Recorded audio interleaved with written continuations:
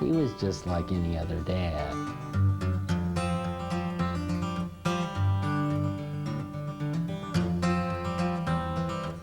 Eleanor and Jim were born in Louisville, Kentucky, when Daddy and Mom were still at the seminary. But then I was born at Koinonia, and so was my sister Jan.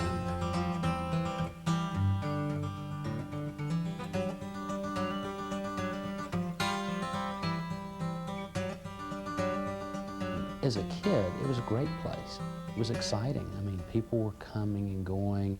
I mean, we weren't aware of a lot of the things that were going on. Koinonia Farm struggled down there in very dangerous circumstances. The Ku Klux Klan, they burned the cross at my mama's house. They were shot, they were bombed, they were burned, they were dynamited. They didn't like it by black people living down here.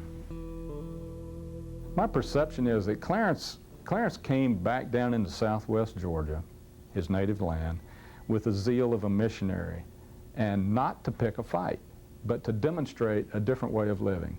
He was a man that didn't believe in segregation and discrimination. He treated me as a human being. I think he went down there as a very passionate, optimistic, faith-driven person who thought he could really make a difference in his own home country.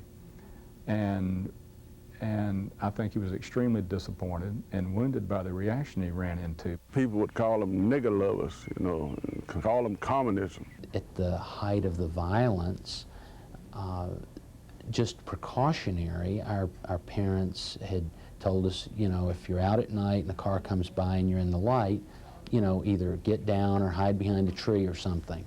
During the day, everything was calm, but at night, you know, you hear gunshots and didn't know where they was coming from.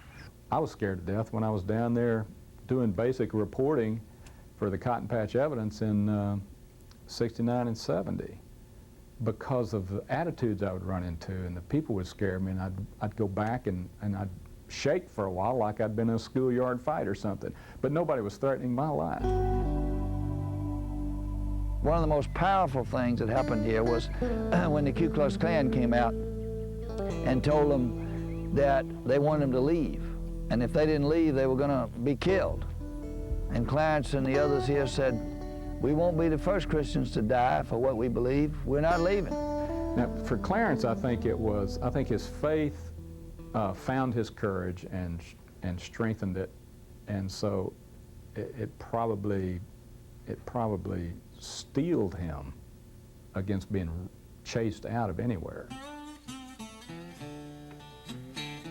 He just had his values, he had his beliefs, and he lived by them. More than anybody I ever have known, he thought like Jesus. He was a man of enormous intellect. He had his doctorate in Greek New Testament. I never saw him read an English Bible. He always read the Greek and translated as he read. He just a person who had a lot of brain, I put it that way. Mr. Jaden had plenty about farm life, animals. He loved the land. He was a good farmer. Had his degree in agriculture. So he was a man of many talents and of many interests. Clarence became somebody that nobody really wanted to mess with. Not because he was a tall man and kind of a big guy, but it's like there was just something about the man that said you don't want to mess with him. I mean, it's just somebody that's bearing the truth. Clarence Jordan had a profound impact on my thinking. He gave me insights into the scriptures that I had never had.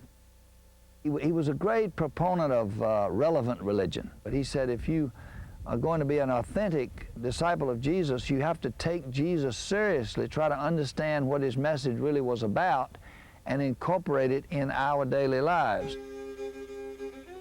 As we looked around here in Sumter County, we saw so many people living in substandard housing. And we had brainstorming sessions and came up with the idea of starting Koinonia Partners, one part of which was partnership housing. And we started it with one house.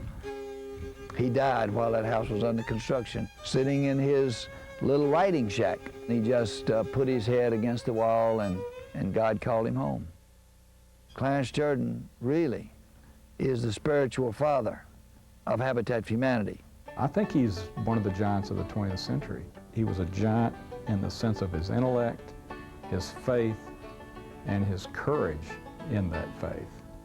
You who were on the road must have a code that you can live by, and so become yourself, because the past is just a goodbye.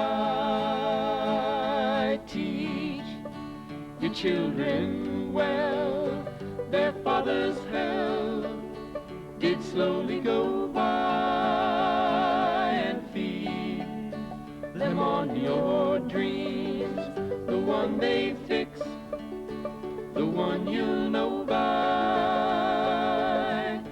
Don't you ever ask them why, if they told you you would cry, so just look at them